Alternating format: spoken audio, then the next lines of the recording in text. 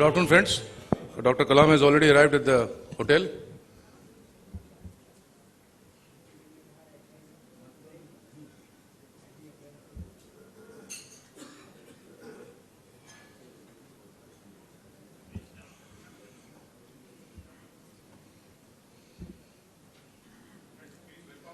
Ladies and gentlemen, please welcome Dr. APJ Abdul Kalam, former President of India.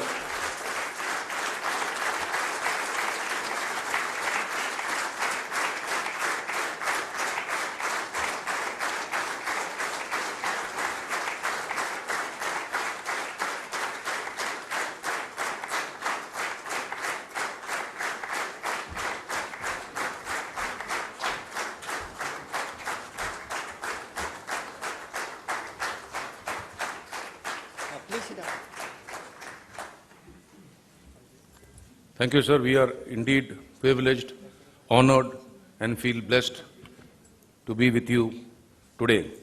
I would request our chairman to welcome Dr. Kalam with a shawl and a bouquet.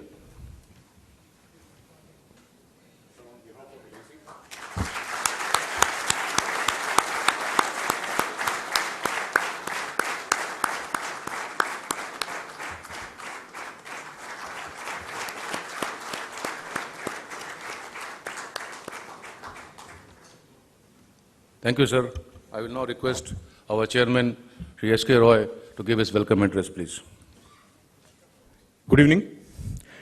It's my great privilege to welcome Dr. APJ Abdul Kalam, former President of India, to the 55th All India Senior Divisional Managers Conference. Sir, this is the group of business leaders. 113 of the participants run businesses with turnover of more than 300 crores to up to a few thousand crores. There are heads of department from central office who lay down policies and processes, who are also very eager to participate in your address today, sir. Friends, as I mentioned, it's our great privilege that sir has accepted our invitation. Please note that sir has landed at 4:15 and he has a flight to Hyderabad at 7:30. So his visit to Mumbai is only to address all of us.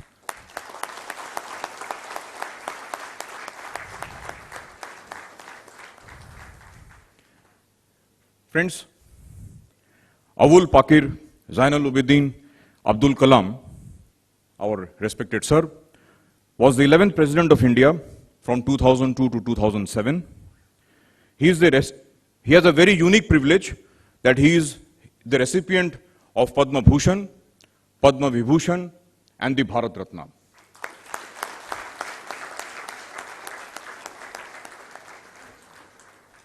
Born on 15th of October 1931 in Rameshwaram in Tamil Nadu, Dr. Kalam studied aeronautical engineering at the Madras Institute of Technology.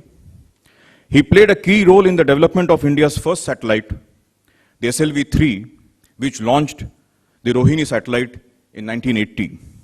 Thereafter, he has created a tremendous record of research and guiding the space and missile movement in India. Sir, since the day you kindly consented to address this conference, tremendous enthusiasm is running through the corporation. This is another testimony of your magnetic and inspiring personality. Friends, we are very privileged to have Dr. Kalam with us. He has been called many things, but I thought another very apt description of sir would be a saintly scientist.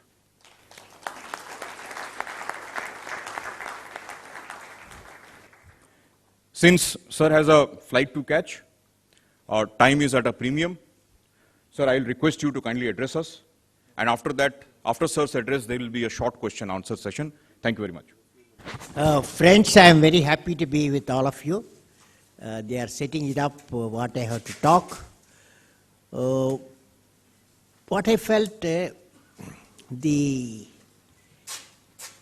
business what you are doing, life insurance business, it's a unique business. You are insuring the life. And also you are assuring a good way of life. And it's a beautiful thing what you are doing for many, many, many decades. But a new situation emerging.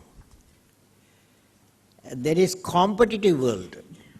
Life insurance, once upon a time, you are the leaders, and you will be the leaders, I don't doubt about it. But you have to live in a competitive world. Because, after all, competitive world, you know what it is. And we are competitors for people of India. Competition is very important because we have lived for centuries without competing. And that's why we are a developing nation. We are not developed nation. A developed nation, only 8 nations are there. G8, you would have heard about it. I hope India become G9, China will become G10 or G10, G9. It all depends how we do the business competitively. Because that time is gone. Because we want to compete. And we want to be economically developed. Economically developed nation and competitiveness go together. This is what my talk is going to be today. Okay? The talk is okay? The whole talk is going to be how to survive in a competitive world India. Can India become G9, G10 or G5, G4? Or is too much for us? And we have lived for long, with a great nation, but lived long in a developing country. So that's why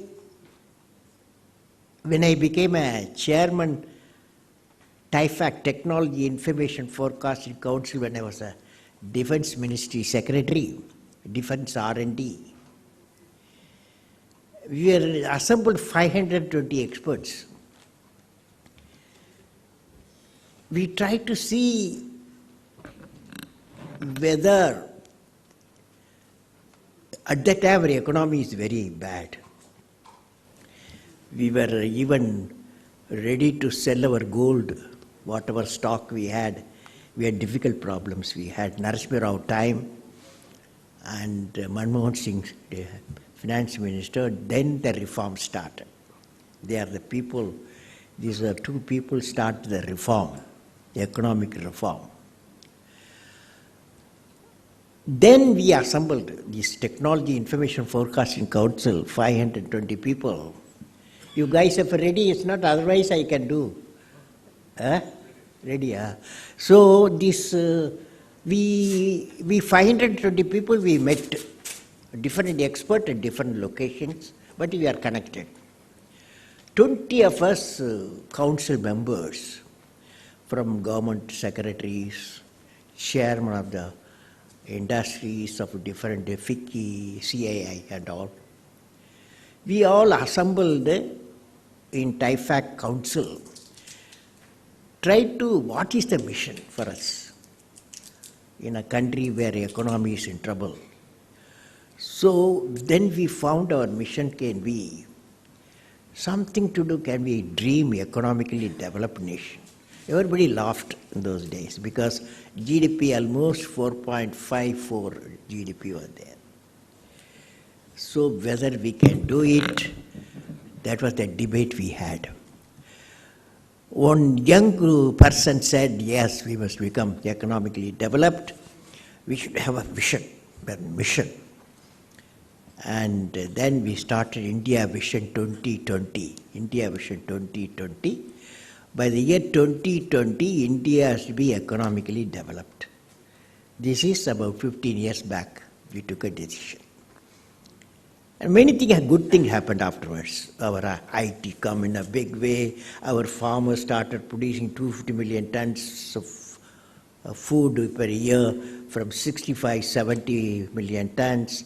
And our industrial production very good, now it's not good. Industrial production very good. So all those things happening, and pharma was started doing very well afterwards. And so we found a lot of success stories.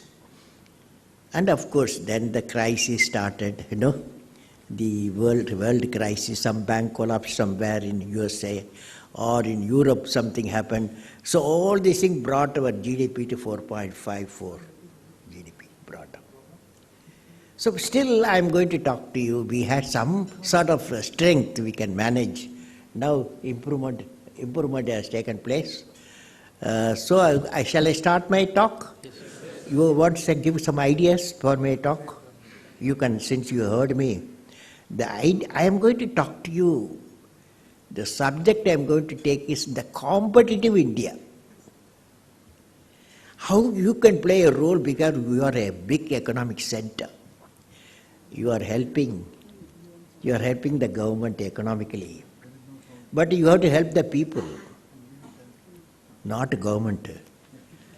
The people who insures you have to help. You have to see the amount of money what he or she insures. How much I give him back, what percentage, double, triple, is not how much you pay to the Government of India. Government of India will survive without you also. But if you want to survive, you have to support the people. Is the theme is correct? This is the theme I am going to talk. Or you don't like this theme? You don't like this theme? Okay.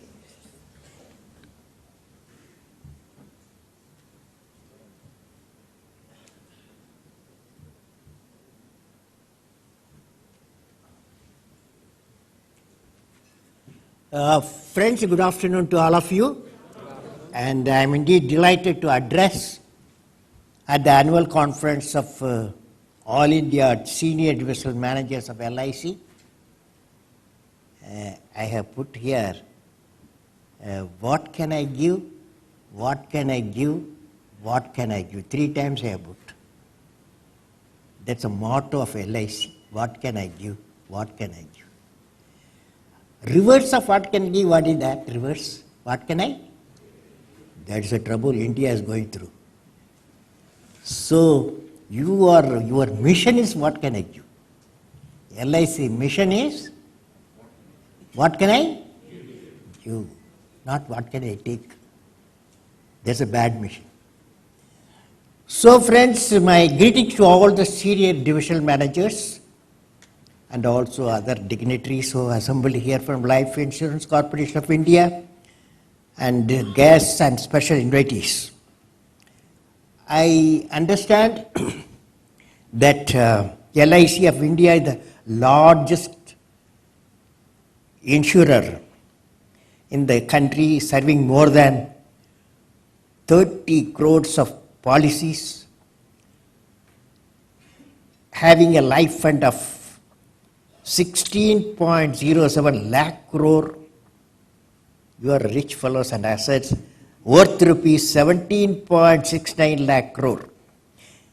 LIC has a committed workforce of around 120,000 employees and about 11.63 agents. They are the connecting fellows and who strive to continuously serve the customer better and better. The customer service better is a very important. It's not only agents have to do. The top boss to everybody has to do. Because future demands that. If you want to be competitive, if you want to compete with the world insurance companies, you have to have a motto, what can I give?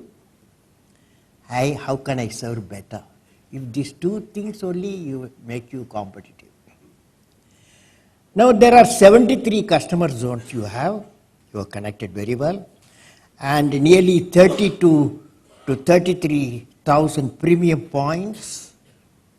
These are all I read from your website. And 2,000 Life Plus offices. And where from the customer can expect personalized service, I understand.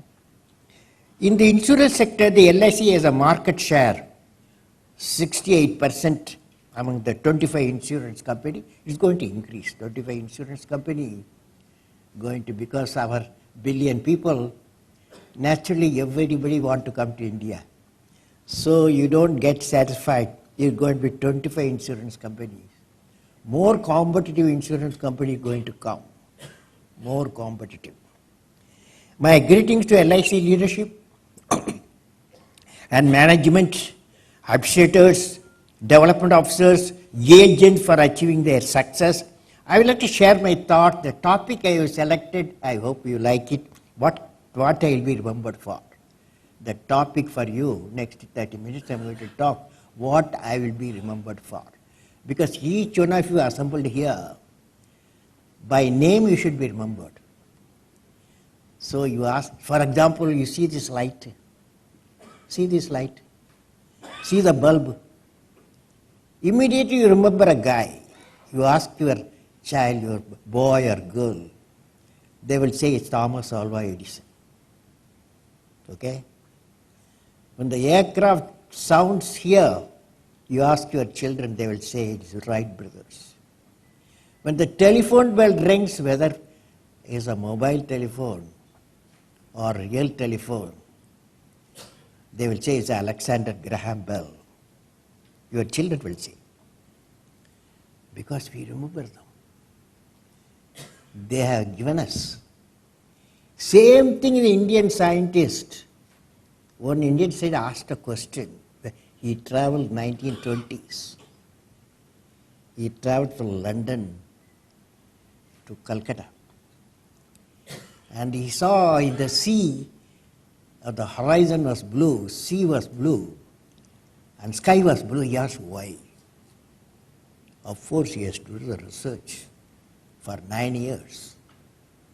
Then he found that sky is blue, sea is blue at the horizon because of backscattering of the light for he got a Nobel Prize. Sir C.V. Raman. So they are all remembered. Now, since you are all senior divisional officers, leaders in the LIC, at the end of the meeting you have to ask yourself, you have to write a small, in computer screen you write, or write in a small paper, what I will be remembered for. That means you have to do something. The whole division will remember, or few villages will remember. We have 600,000 villages.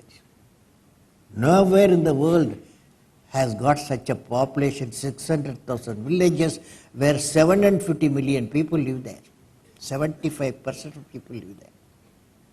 What you have done? LIC, what you have done? To 600,000 villages, 750 million people, you ask yourself, what I have done? Then you will be remembered.